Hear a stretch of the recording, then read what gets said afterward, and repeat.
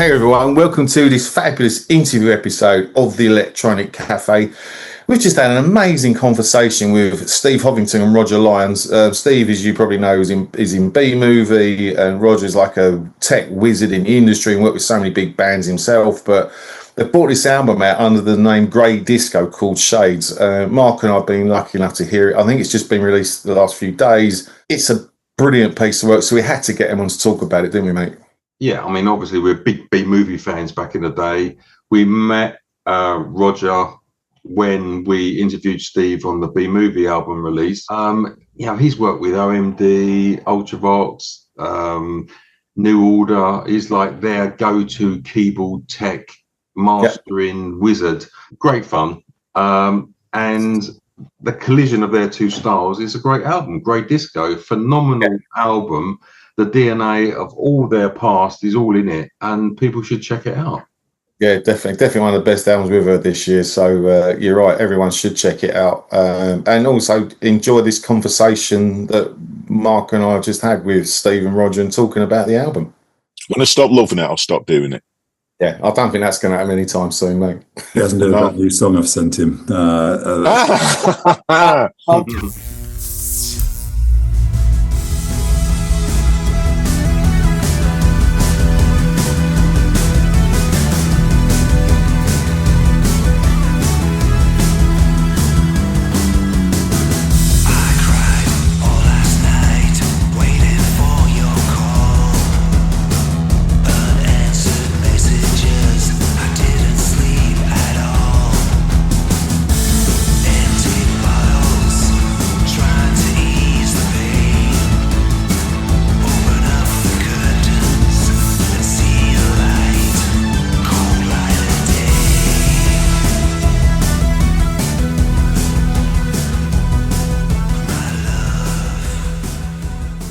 Hey everyone, welcome to this awesome episode of the Electronic Cafe. We are welcoming back legends Steve Hovington and Roger Lyons, aka Grey Disco, to talk about their new album Shades. Guys, welcome to the EC. It's lovely to have you here.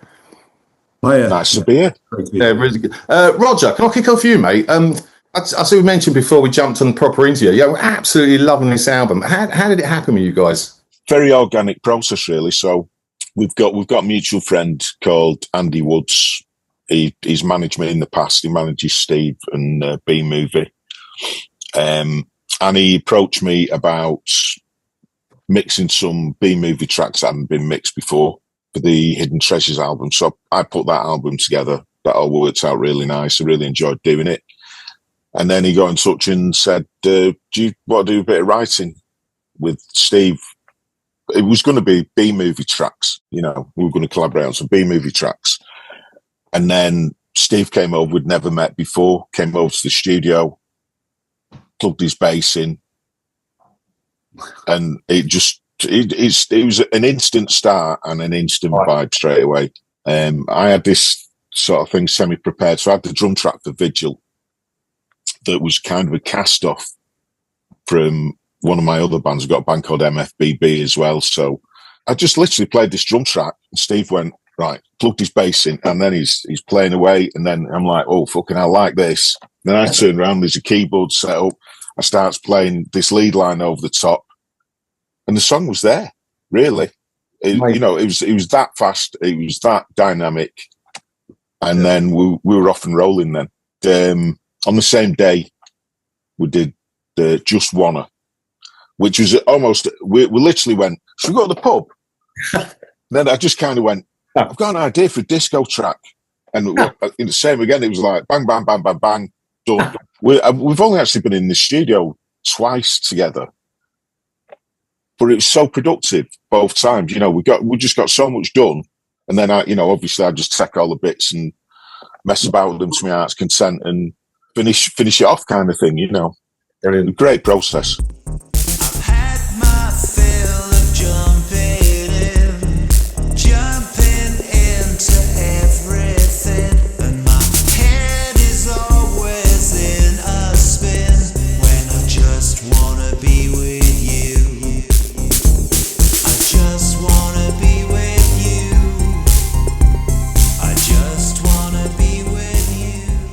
I was going to mention Vigil because it's just you two guys in Grey Disco, but Vigil sounds like a live drum. It is. It's live drums. Oh, right. So that's live drums, but then there's other tracks which are obviously like software drums or program drums.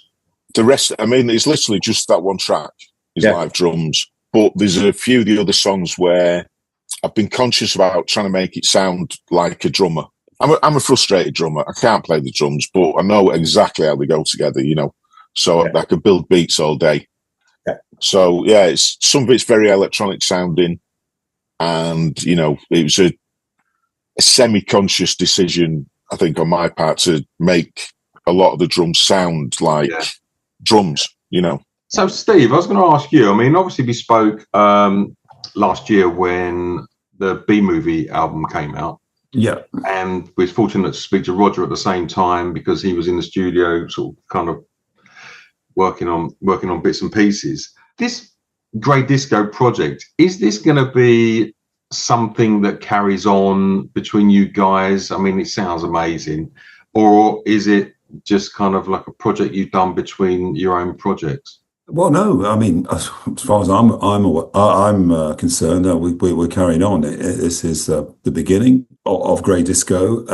Yeah, I mean, we're already writing new stuff, so it's sort of we just, you know, we enjoy working together. Yep. It's I mean, it's an easy way of working, although, you know, we do live in different parts of the country. We're sharing ideas all the time, so nice. There's no end, you know, to this. Excellent. Is there going to be new B Movie material as well? Oh yeah, of course. Yeah, I haven't, you know, we haven't stopped with the band either. I mean, with B Movie, we're playing. We've got some gigs planned this year, and yeah, there'll be new material there as well. Yeah, that's also sort of in the pipeline. Are you busy then, mate? Yeah, a bit busy. Yeah, I still can't stop writing songs. I don't know. I'm a bit of a, should I say, I don't know, this is a bit of a sort of pretentious thing to say, but I'm slightly a fountain, and it needs channeling, and Roger's that channel, really. Yeah. I come up with quite a lot of ideas, you know, and melodies are always running in my head, and lyrical ideas and stuff, and sometimes it goes all. That's where Roger comes in. He's a very creative man as well. But so she crossed the road with poetic grace. Time just froze when I saw her face. A gust of wind blew gold leaves at her feet as she turned and came towards me. A long time ago, I lost my heart in Roger, I was checking back on some of the stuff you've done. I mean, you've worked with some huge acts like OMD, Ultravox, I think Alt J as well, right? Yeah, I still look after Alt J on the technical side and stuff. Yeah, I worked at business where we used to bring bands over to South by Southwest, and I hired those guys once. All right, nice. Absolutely brilliant. But you know, from a tech perspective, and you know, you make your own music. Like I know, I looked at the stuff you did with Lionrock, and I loved Olive, by the way. I thought that stuff back in the day. Have you got a preference between behind the desk or playing? Is there one bit that you? No, I love making music myself, and you know, obviously, like with people like Steve and stuff. I love making records with other people. Yeah. And I love traveling the world, making sure everybody's technology works at shows. You know, if I say myself, I'm really good at that. I was one of the first people to do that kind of thing. Yeah. And I see it all as the same thing, really. In a way, there's less pressure on the musical side. I mean, I've talked to a few people recently about this. The driving force of making music was trying to earn some money. It was all about getting a break, getting a hit record. Yeah, you know, it was almost like the love of the music was secondary, almost in a way. You know, you took it as a career choice. Yeah, and then when I started to earn money off other people, kind of thing, all that pressure just suddenly went away, and the music improved like massively because that financial pressure system had disappeared. You know, it's weird. It's been a very organic process, that really. But I love it all. I do love it all. Cool. When I stop loving it, I'll stop doing it. Yeah, I don't think that's going to happen anytime soon, mate. He hasn't heard that new song I've sent him. You haven't heard the remix I've sent you yet. All right, okay.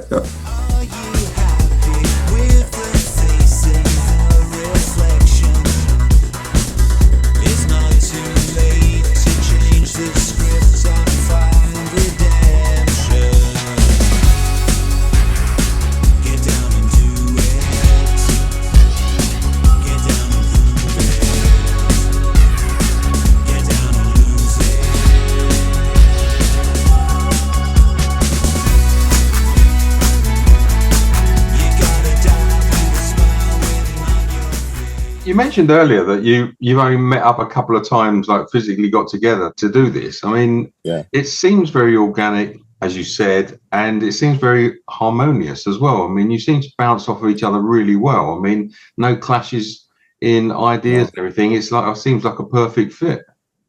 I would say the only clash is definitely the wrong word, but the only time there's been questions is like when it's got to the stage where, for instance, Steve's writing lyrics and putting a vocal together, he'll kind of chip in and go, I think we should repeat that bit further on.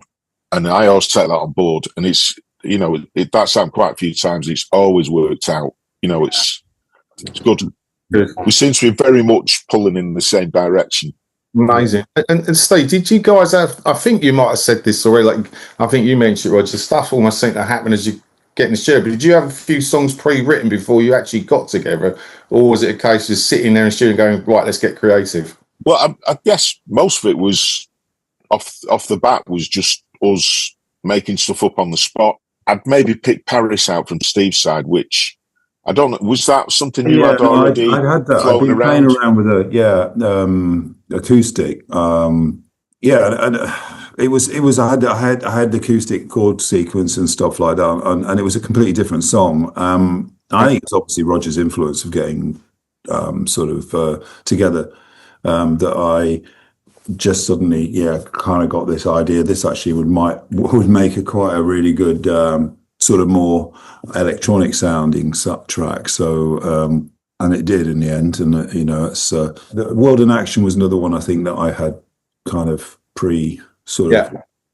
written, but I don't know, to be honest with you. It's that mysterious magic, alchemy, whatever you like to call it. It just somehow the wizard over there. Somehow there's something in the air that just just suddenly chemistry, I suppose it is. From my side, there's a few things that I had that were, I'm not going to say half baked, but unfinished songs kind of thing. So there's You Will Never Be Loved. I had that kicking around as a very, very electronic sounding track. So there's a few other ones like that as well, where I had something that was semi-prepared, and Steve had a couple of things where obviously he had a good idea in his head and stuff like that. I think the general spontaneity of it is the key thing here. That's what makes it sound so magical. There was a track, Wheel of Misfortune, which literally I had this kind of riff going around in my head on the drive up to Buxton, and we just sort of we just plugged in. So everything's been really quite We pass the point of no return, can't face the truth, so we just turn away. Turn away. It's getting harder every year, the end is getting nearer every day. Every day. World in action. World in action. Roger, I'm going to ask you here because I'm very envious the amount of equipment you've got here. And you said earlier that that's only one of the rooms. So you've got another room. When you come to a project like this, is there like a go-to bit of kit you always go to? Is there something amongst your massive collection that you think, right, I'm going to go to that? Or do you just kind of like try different things and just see what works? We tend to try a few different things, but I've got a core of instruments that I definitely get inspiration from straight away. So I've got an ARP 2600, and I've had them for years. You know, I bought my first one in like 1990 or something like that. Got a thing called a Vostok it's absolutely bonkers, and I love it dearly. And it does a few things, but there's one thing it does extremely well, and you'll actually hear it in the background of loads of our bits. And it's doing very sort of tight metallic percussive stuff and things like that. Very inspirational thing for me. An SH101 is always a great one. One of my first synths. There's over my shoulder there. There's the Behringer copy of it there, because I had the SH101, and then I know them inside out. And yeah, if I get an idea in my head, I can just go and make the sound. You know, that was our B-movie synth as well. I mean, really? That was the one we used on Remembrance Day. Did you ever use the guitar bit, the handle you could put on it? On the 101? Yeah. I have, and it's gone disastrously wrong. You know, snap strap and all sorts of things. Yeah, not very good.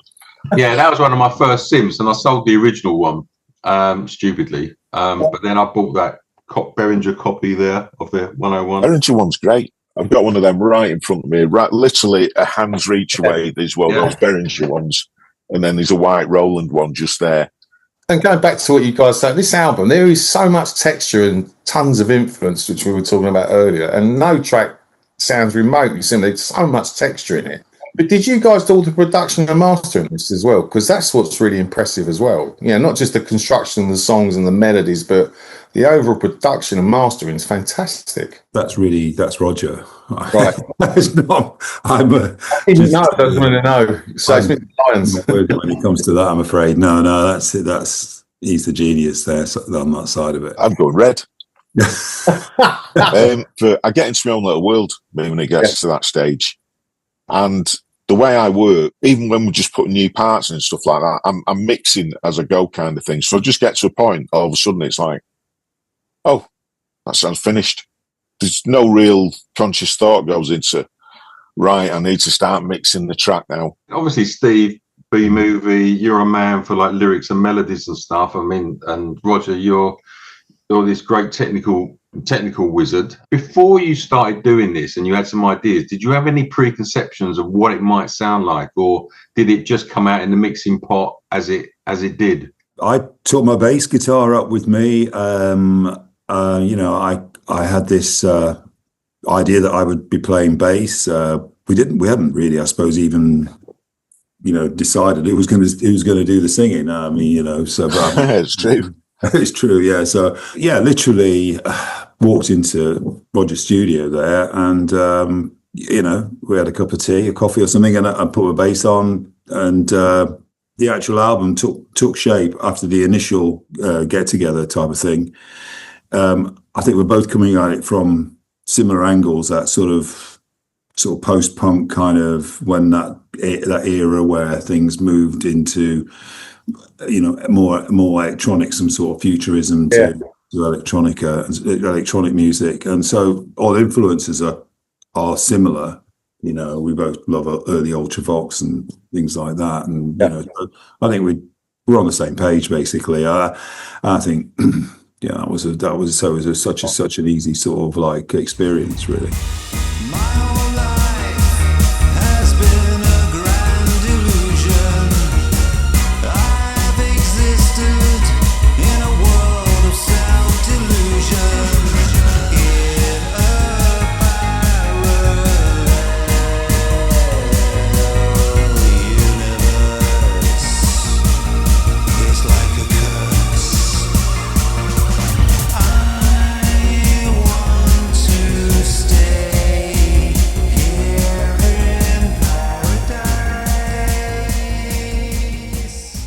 It's nice, I think, that when you've put all that work in, you don't know what the reaction is going to be. It's quite nerve-wracking. But, I was saying to you, and I don't know if you've obviously read some stuff as well, Roger, the reviews for this album have been outstanding. So you both must be pleased that people are getting it and it's going down really well. So you both must be pleased.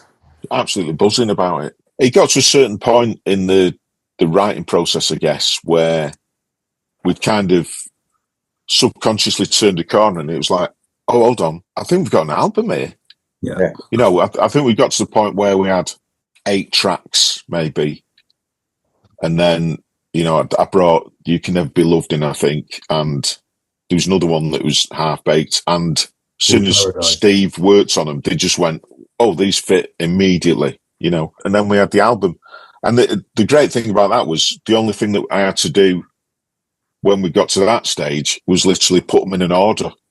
Yeah. Because I'd mixed them as we'd gone, kind of thing. We had the album, you know. The hardest bit was the name. Oh, really? I'd say so. From my perspective, I lost sleep over it. And We originally called Bureau of Change. That was the initial name of the project, Bureau of Change. There is a band called Bureau de Change, so that sort of like that out. And then there was, a few others. Memento Park, I think we were going to call ourselves at one point, but that didn't quite fit. It's one of those random things. Grey disco. I mean, it's getting something that's new that no one else has got is quite a challenge these days. You know, and when I googled that, what came up on the screen was this fungus, you know, called a grey disco, you know, and there was no band or anything. So that was that, really. We just bang, because it works on a few different levels, really. An ironic twist there, I think, as well. Yeah. You know, in fact, look at us, we're both, our hair is actually, kind of somehow interchangeable, really, isn't it? Yeah. It's a bit like Lego heads, isn't it? Yeah. There's always been a little bit of frustrated. I mean, B-Movie have had our sort of dance moments over the years, and I think we sort of, particularly when we signed to Sire back in the mid '80s, where we worked with Jelly Bean Benitez, for instance, and people like that. We were doing actually what New Order were doing. I'm not sort of saying we were doing the same, but there was a sort of try. Yeah, totally. English pop with that, and actually there was this, so the foray into dance music. It's always been part of the DNA that of the band. Of me as a person, but just wanting to go really further into that direction. That's where I think this naturally went. Roger, quick question. You toured extensively as keyboard tech and main stage programmer for the likes of Ultravox, New Order, Kaiser Chiefs. What does that exactly entail? Just to dig a bit deeper. I guess for most of those bands, they've come to me and they've had the requirement to be able to produce an album live or something like that. So I've picked the equipment, built the equipment, or, built a system that can play it, program the sounds, made a solution so that whoever's playing the keyboards or, the drummer can select the song and do that kind of thing. So it's all the technology behind the scenes to be able to do the show from the electronics perspective, like from the keyboard player's angle or synths or, a lot of bands obviously use playback, and that's one of my fortes. I've been doing the playback side of things since it was tape from like the late 80s and stuff like that. Wow. So I really was one of the first people that was doing it. I mean, my first kind of pro touring job was with Simply Red. And the reason I got that was because I'd worked on their Stars album, and from a technological side, I'd put that much into it. There was only me that could do it. There was literally nobody else. They couldn't. There was no one else. They were looking around for someone that was an already established touring technician. There's nobody to do it. So that was my in, really. Yeah. Quite embarrassing, really, that it was Simply Red, but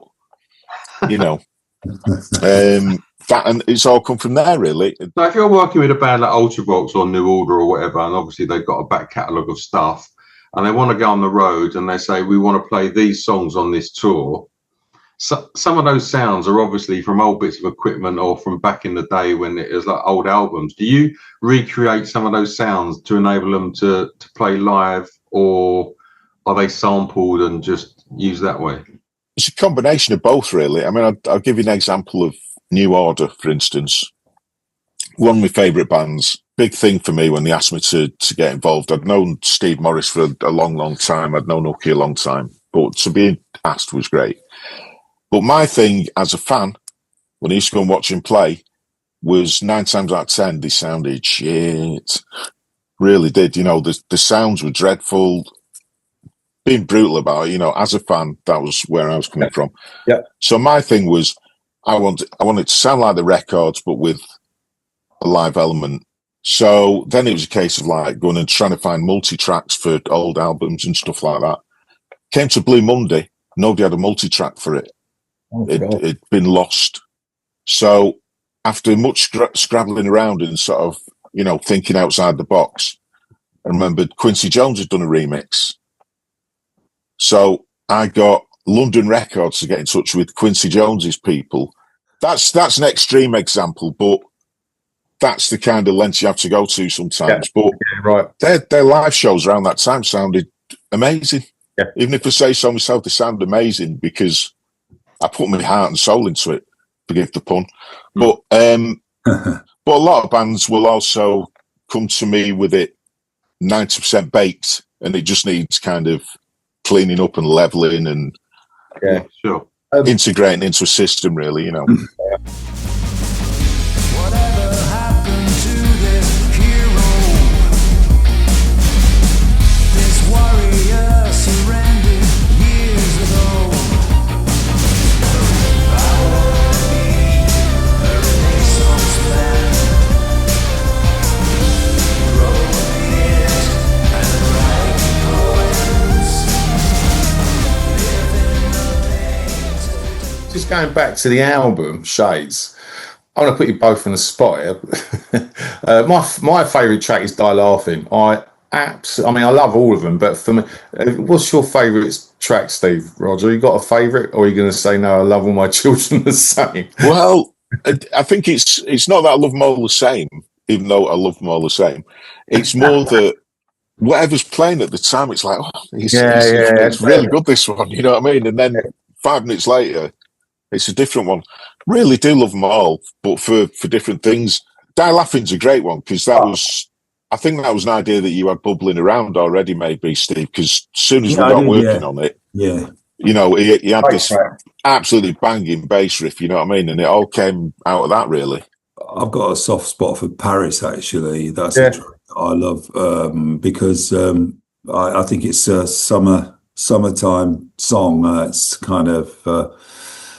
You Will Never Be Loved also. I think it's because you said there's different reasons behind, and I mean the way that the vocal has on Shadow of a Dream, for instance, I love that because that's Roger's done. Obviously, I like to think that's just me, but you know, there's been a bit of trickery in there. But you know, at the end of the day, it's taken my vocal range and voice to a different level. You know, from what I'm used to with that sort of deep baritone type of thing going on, you know, and same You Will Never Be Loved also gives me the opportunity to sing.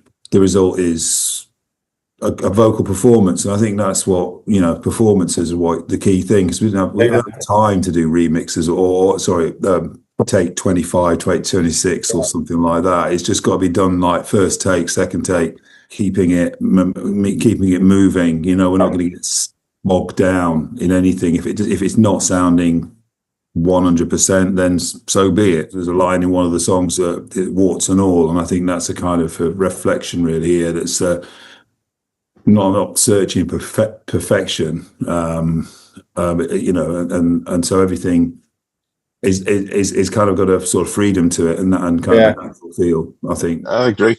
I don't like stuff that's too perfect and too quantized and too tuned and everything. You got to have a little bit of flexibility. Yeah, I mean, there are one or two tracks on the album where we have a kind of perfection there in a way.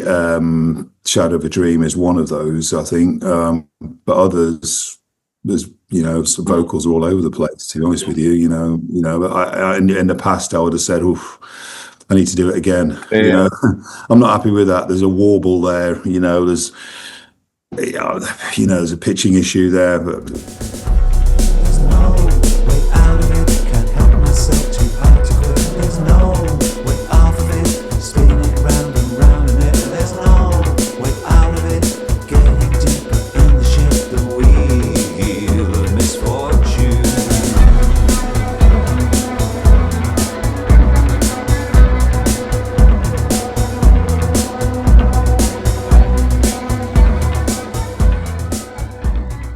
Right, guys, as you know, Mark and I talk about lots of new music, and you guys are obviously music fanatics. Is there any new music that you've been listening to you can share with our amazing audience? Because they love hearing about what people are listening to. I mean, I would say my favourite new thing that's about is this band called Grey Disco. Oh, I've heard about them. They're pretty good, aren't they? They're pretty good. Don't know, really. I went to see TVAM recently, and enjoyed them. To chat with him after that's sort of kind of in that dark wave, sort of slightly goth field, but melodic as well. I like albums that you can, that have a whole to them, and I think that they played the whole album start to finish. It felt seamless. It was. Steve mentioned Gothic there. Yeah. It seems like quite a few of our tracks have taken on this weird kind of. There's something very Gothic, and I love that. That's like something that I've never delved into before. It's like I'm playing guitar on this. I've not played guitar since I was like 17.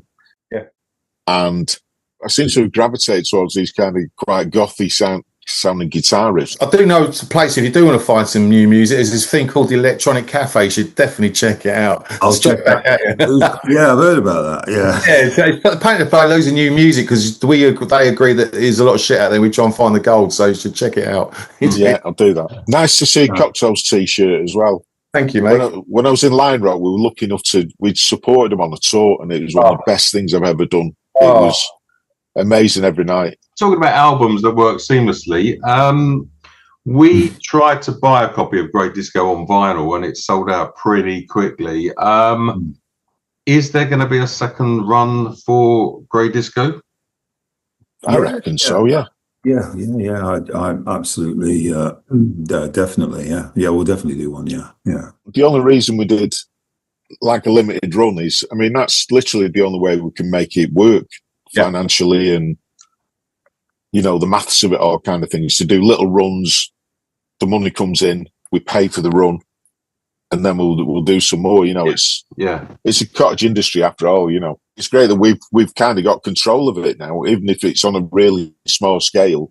Yeah, it's working. The tide has shifted really, because I mean, me and Andy was in bands, and we tried to get signed, and we spoke to a lot of the labels and stuff. And back when we was looking to try and get signed, the big thing was to get signed. But like looking at it now, the idea is to keep control of your publishing, control everything, being control, play live, and now you can. There are outlets to print your own records to do all these platforms. So the plan really would be, for any band, would be keep control and do it yourself. I would say.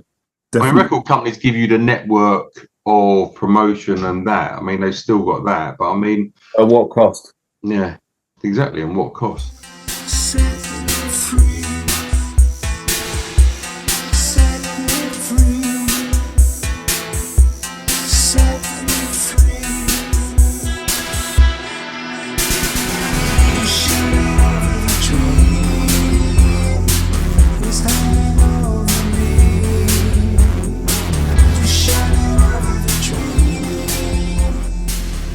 Steve, Roger, Grey Disco, thank you very much for giving up your Saturday morning and speaking to us. Thank you. We love the album, and we wish you all the best for it, but we don't think that you need it, because it's a sterling piece of work and more people should check it out. I'll put the links down below so people can find it. It seems like we've managed to distill everything that we've soaked in over the years, everything we love about music. I think it's all in there. It really is, you know what I mean? I mean, you're right. I mean, it's got the DNA of like all your histories, like throughout it. You can hear things. I mean, I actually haven't got a turntable, so I don't even know how it sounds. But yeah, we love it. Yeah, brilliant. You're rubbing it in because you've got a vinyl copy, but turntable. I just need to get a turntable. Yeah, exactly. But guys, thanks very much. Thanks for your time. We love it, and we'll catch up with you guys soon, hopefully. Yeah, totally. Cheers, Steve. Okay, and don't forget, everyone, tell your friends, because that's what it's about. Tell everyone about us, and then Beautiful things will happen. 100%. Cheers, mate. Appreciate you. Cheers, Cheers, Roger. Thank you Have a very good day. much. See you, man. Thanks. Bye. You can woo her and schmooze her with your unique sense of humor. You can rule without fear,